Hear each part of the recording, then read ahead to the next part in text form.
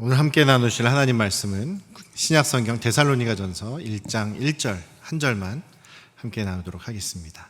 신약성경 328쪽, 제성경 329쪽에 있습니다.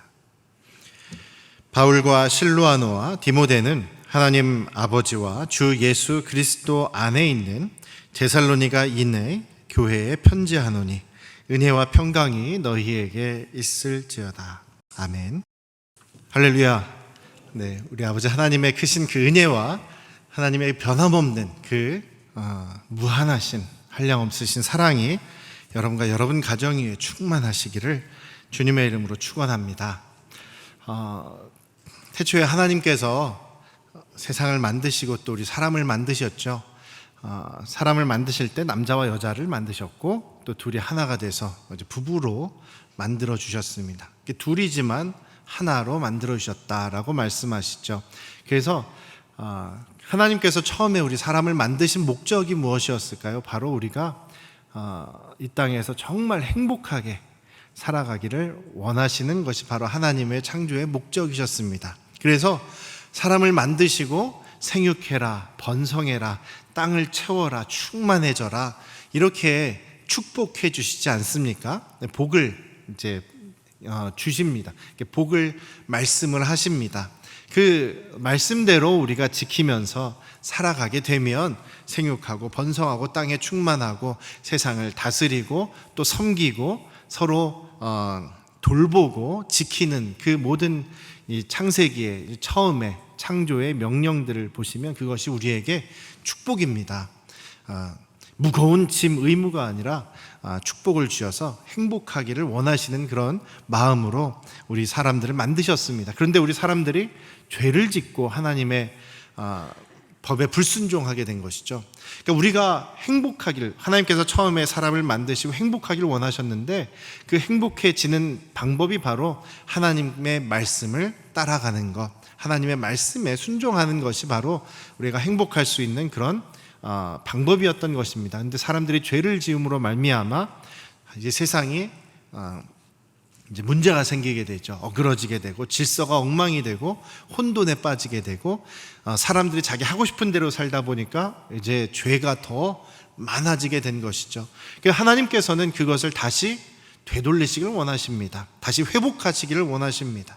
그래서 여러 가지 방법으로 우리의 사람들이 어떻게 하면 정말 다시 행복해지기를 원하시는가, 그것을 회복하시기 위해서 이제 구약의 역사 그리고 예수님을 통한 그 신약의 역사가 이루어지는 것입니다. 예수님을 통해서 이것이 이루어진 것이죠. 성취가 된 것입니다. 그래서 우리 교회라고 이야기하면 건물이 아니라, 제가 자주 말씀드리지만 교회는 바로 예수 그리스도를 믿은 사람들의 모임이 바로 교회, 여러분들 한 사람 한 사람의 모임, 공동체가 바로 교회다라는 것입니다. 태초에 하나님께서 사람을 만드실 때도 처음에 만드신 게 바로 부부라는 공동체를 만드셨죠. 한 사람만 딱 만드신 것이 아니라 공동체를 만드셨어요. 조직을 만드셨습니다. 그래서 사람이 행복하게 살아가기 위해서는 반드시 혼자서는 행복할 수가 없고 공동체를 이루어야 한다라는 것이죠. 그래서 계속 성경에서 강조하는 것이 공동체를 강조하고 있습니다. 우리가 예수님을 믿는 사람들의 모임이 교회라고 했는데 바로 예수님께서 저와 여러분들의 그 죄 때문에 죽으시고 그 죄를 다 짊어지시고 십자가에서 죽으시고 다시 부활하셨습니다, 다시 살아나셨습니다라는 것을 믿는 사람들이 바로 교회죠. 그리고 그 예수님, 부활하신 예수님이 바로 나의 주인, 주님이십니다라는 것을 고백하는 사람들이 바로 교회입니다. 그래서 세상에 많은 사람들이 있고 많은 종교들이 있는데 우리가 기독교, 예수님을 믿는 것만이 진리라고 이야기하고 구원의 길이라고 이야기하는 것은 바로 예수님께서 부활하셨기 때문에, 역사적으로 실제로 부활하셨기 때문이다라는 것입니다. 그래서 우리가 그 부활하신, 그럼 예수님이 죽었다가 사람이 어떻게 살아나느냐, 그 증거들을 얘기할 때 제가 그것을 자주 이야기를 하죠. 예수님의 부활을 직접 목격한 증인이 있었다. 그 증인들이 한두 사람이 아니라 수만 명이나 된다. 그 수만 명의 사람들이 자기 생명을 걸면서 죽음을 당하면서 순교당하면서도 자기는 예수님을 만났다, 부활하신 예수님을 내가 직접 목격했다. 그러니 직접 목격했는데 내가 어떻게 거짓말할 수 있겠느냐, 내가 어떻게 예수님이 부활하셨는데 부활하지 않았다고 내가 거짓말할 수 있냐라고 하면서 다 죽어갔던 거죠. 사자에 찢기면서, 칼에 맞아 죽으면서, 돌에 맞아 죽으면서도 수만 명의 사람, 예수님의 부활을 직접 목격한 수만의 사람들이 전부 다 순교당하면서도 예수님이 부활하셨음을 내가 직접 보았다고 증언했다라는 것입니다. 한두 사람이라면 거짓말할 수 있겠죠. 예수님 부활하지 않았는데도 거짓말할 수 있겠지만, 수만 명의 사람들이 자기 목숨을 걸고 예수님이 부활하신 것을 내가 직접 보았다라고 죽으면서 이야기하는 사람들이 있다면 그 예수님의 부활을 우리가 믿을 수 있지 않겠느냐라는 것이죠. 그것이 바로 성경이 이야기하는 예수님이 부활하신 증거입니다. 수많은 증인들이 자기의 생명을 잃어가면서도 예수님이 부활하신 것을 직접 증언한 사람들의 증언 위에 그 신앙이 계속 이어져 내려왔던 것이죠. 그래서 그 믿음, 같은 믿음을 갖고 있는 저와 여러분들이 바로 예수님의 교회라는 것입니다. 그래서 하나님께서 교회를 처음에 사람을 만드신 목적도 그렇고, 그 죄로 인해 타락한 사람들 다시 예수님으로 인해 회복시켜서 교회를 만드신 목적도 그렇고, 우리가 정말 온전하게 그 하나님의 법을 지키며 행복해지기를 원하신다라는 것입니다. 그래서 우리가 보통 행복이라고 얘기하면 주로 뭘 생각합니까? 내가 먼저 행복해야지. 뭐 워라벨이라는 얘기도 하고, 또 이렇게 요즘 사람들이 많이 이렇게 자기 자신에게 이렇게 잘 해야 된다 이런 생각을 하지 않습니까? 내가 먼저 행복해야 된다 이런 생각을 가지고 있죠. 나쁜 건 아닙니다만, 우리가 교회로서 혹은 성경에서 이야기하는 행복은 이제 교회 안에 여러분들이 들어오시게 되면 처음에는 나, 그리고 혹은 나 가족, 여기만을 바라보던 분들이 점점 내 주변에, 내 옆에 다른 사람이 있구나, 이 사람도 같은 교회구나, 이 사람도 하나님의 자녀구나, 나와 같은 존귀한 사람들이구나. 그래서 서로를 이제 바라보게 되고, 서로를 존중하게 되고, 존귀히 여기게 되고, 서로를 사랑하게 되는, 이것이 바로 교회로서 우리가 세워지는 것, 또 교회로서 우리가 신앙생활하는 모습이 바로 서로 더불어 행복해지기를 추구하는 것이 바로 우리 교회의 또 목적 가운데 하나다라는 것을 우리가 지금 기억하셨으면 좋겠습니다. 그래서 오늘부터 몇 주 동안 이제 데살로니가 전서를 나누려고 합니다. 데살로니가 전서는요, 이제 그 신약의 대부분의 성경들이 처음부터 우리 그 성경을 기록한 분들이 내가 성경을 적어야지 하고서는 성경을 기록하려고 목적으로 적은 게 아니라 대부분 편지라고 말씀드렸죠. 교회를 배경으로 해서 교회의 각각 상황에 맞게 그 교회에게 주시는 말씀, 편지로 그들에게 가르치고 또 권면하는 내용들이 바로 편지들입니다. 그것이 계속해서 교회를 통해서 읽혀 내려오면서 그것이 성경으로 모이게 된 것이죠. 그래서 이 데살로니가 전서는요, 역사학자들이 또 신학자들이 이야기하기로 신약 성경들 가운데 가장 먼저 쓰여진 책이다라고 이야기를 합니다. 편지였죠. 가장 먼저 쓰여진 편지다라고 이야기를 합니다. 예수님께서 이제 죽으시고 부활하시고 승천하신 때가 주 30년이라고 합니다. 주 30년이고 이 편지는 51년도에 쓰여졌다라고 얘기합니다. 그러니까 한 예수님 승천하시고 한 20년 정도밖에 지나지 않은 그런 굉장히 가장 예수님과 가까운 시기에 적혀있던 그런 편지였던 것이죠. 이것도 역시 교회에 대해서 이야기하고 있습니다. 그래서 우리가 데살로니가 전서를 먼저 보시면서 교회에 대해서, 우리가 교회로서 어떤 존재들이고 어떤 목적으로 무엇을 위해서 교회가 있는가라는 것을 함께 좀 나눠보려고 합니다. 오늘 딱 1절만 읽었습니다. 여기에서 바울과 신라죠. 신라의 그런 그리스식, 헬라식 표현입니다.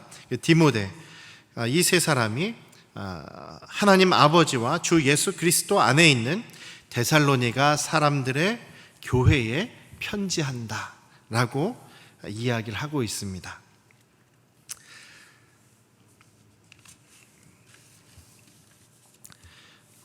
데살로니가 전서를 이렇게 쭉 읽어보시다 보면요, 중간중간에 바울 사도가 어떤 모습을 하면서 어떻게 살면서 지금 데살로니가 교회를 개척했는지가 기록이 되어 있어요. 그리고 사도행전 17장에 보면 바울 사도가 2차 전도 여행을 하면서 데살로니가에서 전도하고 교회를 세우는 얘기가 나옵니다. 이 데살로니가 이 도시는요, 마게도니아라고 하는 지역, 그리스 옆에 있는 마게도니아라고 하는 지역, 나중에 이제 그 전에 알렉산더 대왕이 다스렸던 그런 나라가 이제 마게도니아 지역인데요, 거기에서 이제 전도하는 내용이 나오죠. 처음에 도시가 빌립보였고, 그 다음에 데살로니가, 그 다음에 베레아, 이렇게 지나가면서 교회를 세웁니다. 전도하고 교회를 세웁니다.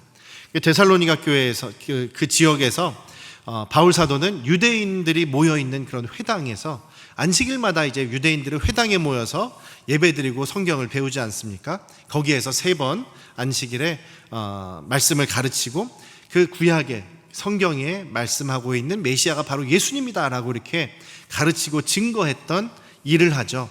그런데 그 유대인들이 모여서 이제 바울 사도의 그 가르침을 받았는데, 이 바울 사도의 가르침을 받고 막 환영하고 받아들인 게 아니라 배척하고 거부하고, 때로는 이 바울을 죽이려고 이렇게 하는 바람에 바울이 거기서 떠날 수밖에 없는 상황이 되지 않았습니까? 그래도 그 바울 사도의 그 3주 동안의 설교를 통해서 예수님을 믿게 된 사람들이 있었어요. 그리고 바울과 함께 있던 사람들이 예수님을 믿게 됐고, 거기서 이제 교회가 이제 생기게 되는 것이죠. 그래서 이 교회가 이제 어떻게 생겨났냐면, 바울 사도, 여러분들이 아시다시피 바울 사도가 직업을 가지고 있었습니다. 선교를 하고 전도를 하는 전도자였지만 직업을 가지고 있어요. 세상에 직업을 가지고 있었는데, 그것이 무엇이었냐면 천막 만드는 거, 텐트 만드는 그런 직업을 가지고 있었습니다. 근데 여러분들, 이 로마 시대 이전에는요, 로마 제국이 생기기 이전에는 그 텐트 만들고 뭐 천막 만들고 뭐 도자기 그릇 같은 거 만들고 뭐 농사하고 이런 것들이 전부 다 가정에서만 이루어졌어요. 가족 식구들끼리 이렇게 만들어 가지고 가내 수공업이라고 하는, 이 식구들끼리 이렇게 오손도손 모여가지고 몇몇 사람들이 만드는, 그래서 몇몇 사람들이 자기 가족들이 만들어가지고 시장에 내다 파는 이런 것이었는데, 로마 제국이 생겨나지 않습니까? 그리고 로마 제국은 계속해서 확장을 해나갔습니다. 그러다 보니까 큰 도시들이 생기게 되고, 그 도시를 거점으로 해서 그 로마 제국에서는 그 도시에 있는 유력한 사람들, 부자들, 그리고 또 이제 힘 있는, 권력 있는 사람들에게 혜택을 줬어요. 그 사람들이 사람들을 끌어모아가지고 커다란 규모의 뭐 공장, 오늘날의 그런 공장 시설이 있는 것이 아니라 사람들이 모여서 하는 그런 일터를 만들게 됩니다. 그리고 그 당시에 로마 군인들이 굉장히 많았죠. 군대들이 어마어마한 숫자들의 군대들이 있었습니다. 그런 군대들이 여러 지역을 다니면서 전쟁을 하죠. 싸움을 하게 되지 않습니까? 그리고 특별히 여기 이 데살로니가는요, 이 도시가 그 마게도니아 지역의 행정 수도와 같은 곳이었어요. 그리고 사람들도 많았고, 또 정치, 뭐 경제의 그런 중심지였어요. 그리고 로마의 군단이 많은 숫자의 군인들이 주둔하던 그런 도시였습니다. 자, 그렇게 로마 군인들이 먼데 나가서 원정을 해서 전쟁을 하고 싸움을 하려면 필요한 게 있겠죠. 뭐가 필요할까요? 옷이 필요하고, 먹는 게 필요하고, 또 갑옷이 필요하고, 무기가 필요하고, 방어구가 필요하고, 또 중요한 것이 그들이 잠을 자는 천막이 필요합니다. 그래서 여러분들, 바울 사도가 이렇게 천막 만드는 일을 했다 그러면 그냥 바울 사도하고 실라하고 디모데하고 오손도손 앉아가지고 그냥 천막을 이렇게 3명이 만들었다, 이게 아니라 이때 당시에 그 군대에서 수많은 그런 천막들을 받아야 하기 때문에 많은 사람들이 함께 모여서, 마치 공장처럼 함께 모여서 천막을 만드는 그런 공장 같은 일을 한 거예요. 그러니까 바울 사도는 거기에 취직을 한 거죠. 취업을 해서 그 사람들과, 텐트 만드는 사람들하고 함께 모여서 일을 했던 것입니다. 그 중에서 브리스길라와 아굴라 같은 사람도 만나게 돼서 거기서 복음을, 또 일하면서 복음을 전하기도 했던 것이죠. 그런데 이렇게 그 텐트 일을 하는 수많은 그런 노동자들이죠, 근로자들이 다 뭐 먼데 따로따로 떨어져 살다가 아침에 모여가지고 하루 종일 일하고 다시 자기 집 먼 데로 이렇게 퇴근하고 이랬던 것이 아니라, 옛날 그 로마 사회에는요, 아예 이런 그 노동자들이 함께 모여 사는 아파트 같은 건물이 있었습니다. 그림을 한번 보시면 로마 시대에 이런 그 인슐라라고 하는, 오늘날로 따지면 주상복합 아파트가 있었어요. 그래서 이 그림은 4층 건물인데 보통 한 4층, 5층 되는 아파트 같은 거예요. 그래서 1층은 상점이 있고 이렇게 천막 만드는 공장이 있었습니다. 거기 1층에 모여서 같이 일하고 또 물건 사고 팔고 하는 일이 있었고요. 또 1층에는 저쪽 구석에 공용 화장실이 또 있었고요. 2층부터 4층까지가 아파트예요. 거기서 그냥 낮에 동안 같이 일한 사람들이 또 밤에는 거기서 그냥 거기 방을 차지하고 거기서 생활을 하는 겁니다. 그래서 지금 성경학자들이 특히 데살로니가 교회 그리고 고린도 교회나 몇몇 교회들을 제외하면 보통 지금 바울 사도가 처음에 개척한 교회는 바로 저런 노동자들이 모여서 함께 살고 있는 저 인슐라 아파트에서, 아파트의 한 구석, 한 빈 공간을 뭐 전세를 내든지 아니면은 그 빈 공간을 그냥 사용해서 교회로 모임을 했다라는 것입니다. 특히 데살로니가 교회는 저 건물에서, 저런 곳에서 시작을 했다라는 것이죠. 자, 그래서 데살로니가의 교회라고 얘기하면 건물로는 저 건물을 여러분들 상상하시면 되고요. 어떤 사람들이 모여 있다고요? 주로 같이 일을 하는 이런 노동자들, 또 여러 종류의 계층의 사람들이 함께 모여서 예배를 드린 것이, 모임을 한 것이 바로 데살로니가 교회의 시작이었다, 이렇게 아시면 되겠습니다. 자, 여기 보시면 1절에서 교회라는 말을 사용하죠. 교회라는 단어, 성경에서, 신약 성경에서 이게 데살로니가 전서가 가장 처음 쓰인 성경이기 때문에 아마 예수님을 믿는 사람들의 모임이라는 이 교회라는 단어도 여기서 처음 쓰여졌을 것이다 라고 생각을 합니다. 그 교회라는 말, 이것이 헬라어로, 원어로는 여러분들 어떤 단어인지 아시는 분들도 계시죠?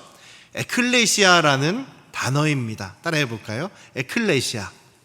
에클레시아가 교회라는 뜻이에요. 근데 이 에클레시아는 건물을 얘기하는 게 아니라 회중, 사람들의 모임, 이것을 에클레시아라고 얘기를 합니다. 자, 그래서 이거는, 이 이야기는 데살로니가 사람들, 데살로니가 도시에 있는 데살로니가 사람들의 에클레시아라는 그런 의미인 거죠. 근데 이 단어, 에클레시아라는 단어, 이 제도를 그럼 교회가 처음 사용한 것이냐, 여기서 지금 사도 바울이 처음 사용한 것이냐, 그것은 아닙니다. 역사가 오래된 거예요. 옛날 고대의 그리스 사회에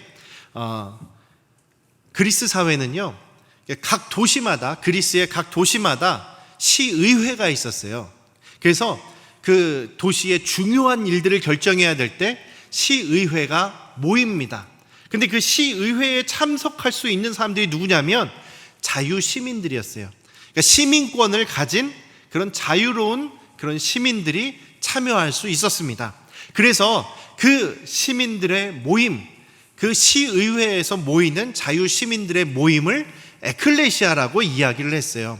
그래서 가난하건 부유하건 뭐 계층이 뭐 귀족이건 뭐 조금 낮은 신분이건 자유가 있는 그런 시민권을 가진 사람이라면 누구나 그 에클레시아 시회에 참여해서 발언을 할 수 있고 또 의사결정할 때 똑같은 한 표를 행사할 수 있었던 거예요. 그래서 그리스 사람들이 그 시의회를, 민주주의 제도를 굉장히 자부심을 갖고 있었던 것이죠. 로마 제국이 이제 큰 제국을 만드는데 그 로마 제국이 그 그리스의 그 시의회 제도를 그냥 활용을 했던 거예요. 그래서 데살로니가에는 데살로니가 시의 그 시의회 에클레시아가 있었고, 뭐 고린도에는 고린도의 에클레시아가 있었고, 로마에는 로마의 에클레시아 제도가 있었다라는 이야기입니다. 로마 시대에도 이미 이 에클레시아라는 제도를 사용하고 있었다라는 것이죠. 그런데 바울 사도도 지금 에클레시아라는 말을 사용하고 있습니다. 아주 의도적으로 사용하고 있는 거죠. 의도가 있는 겁니다. 어떤 의도가 있을까요? 바로 로마 제국의, 로마 황제의 에클레시아라는 것하고 하나님의 에클레시아가 다르다라는 것입니다. 여기에 분명히 하나님 아버지와 주 예수 그리스도 안에 있는 데살로니가 사람들의 에클레시아에게라고 얘기를 하지 않습니까? 그래서 로마 시대, 로마 제국의 교회 혹은 에클레시아하고 이 하나님의 에클레시아가 다르다라는 얘기를 하는 겁니다. 어떻게 다릅니까? 한마디로 아까 말씀드렸던 신분이 다른 거죠.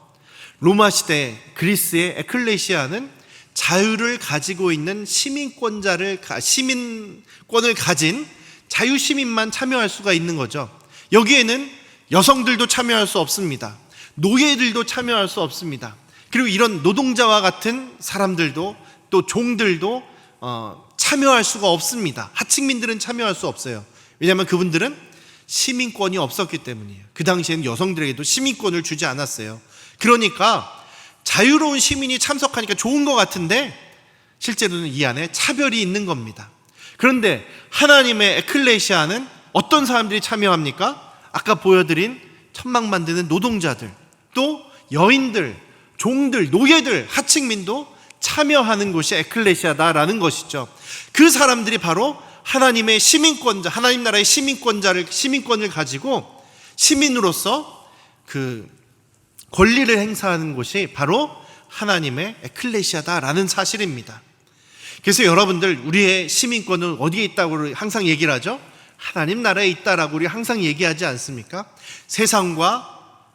세상이 이야기하는, 그 당시에 로마 시대가 이야기하는 에클레시아와 하나님 나라의 에클레시아는 완전히 다르다는 것을 바울 사도가 지금 이야기하고 있는 것입니다. 사랑하는 우리 안양 성도교회 가족 여러분, 우리는 이 곳에도, 이 땅에도 속해 있지만 궁극적으로는 하나님 나라의 시민권자로서 하나님 나라에 속해 있는 에클레시아다라는 사실을 우리 잊지 않으시기를 주님의 이름으로 축원합니다. 그래서 우리가 하나님 나라에 속해 있는 에클레시아로서 어떻게 살아가느냐가 바로 우리가 이 세상에서 어떻게 교회로서 잘 살아가느냐가 되는 것이죠. 오늘 이 하나님의 나라, 이 나라가 우리 속해 있는 시민들은, 바로 교회들은 어떤 계층이든지 상관없이 이 나라에 속해 있는 사람들이다.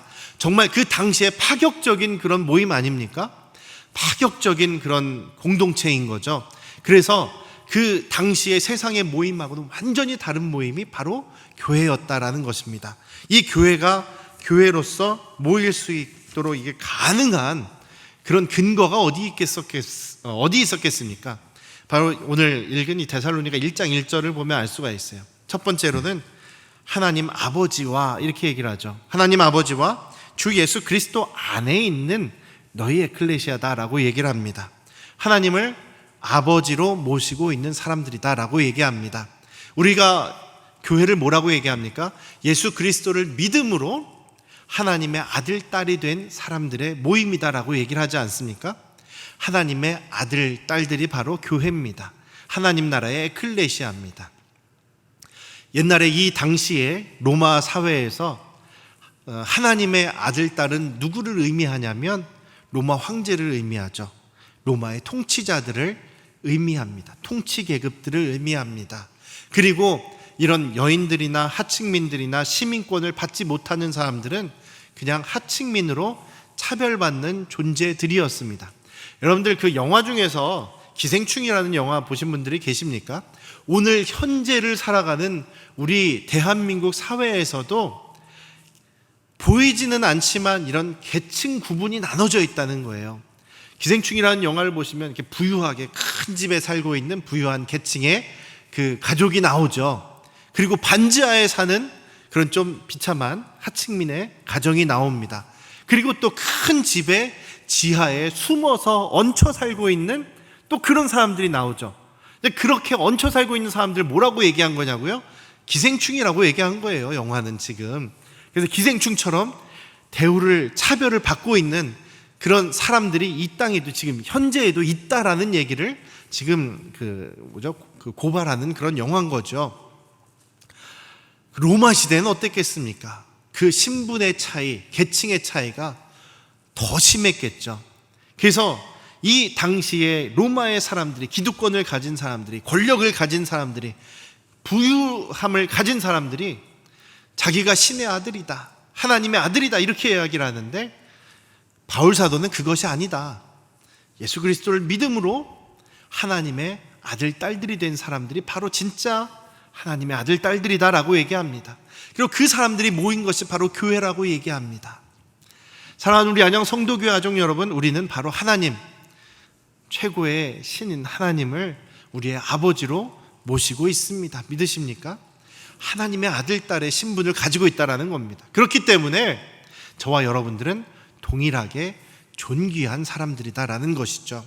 그래서 처음에는 행복하면 나만 보이다가 교회로서 함께 모여서 살다 보면 옆에 서로 주변의 사람들이 보인다고 했죠. 왜냐하면 저 사람도 하나님의 아들, 딸 존귀한 사람이구나. 저 사람도 하나님의 아들, 딸 존귀한 사람이구나. 신분과 계층에 상관없이 우리는 하나님의 아들, 딸입니다. 같은 하나님을 아버지로 모시고 있습니다.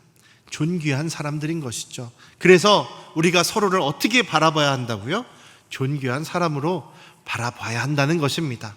이렇게 서로를 존귀하게 바라보고 존중하고 사랑하다 보면 그 사랑, 영적인 이런 그 힘이 쌓여가게 되겠죠.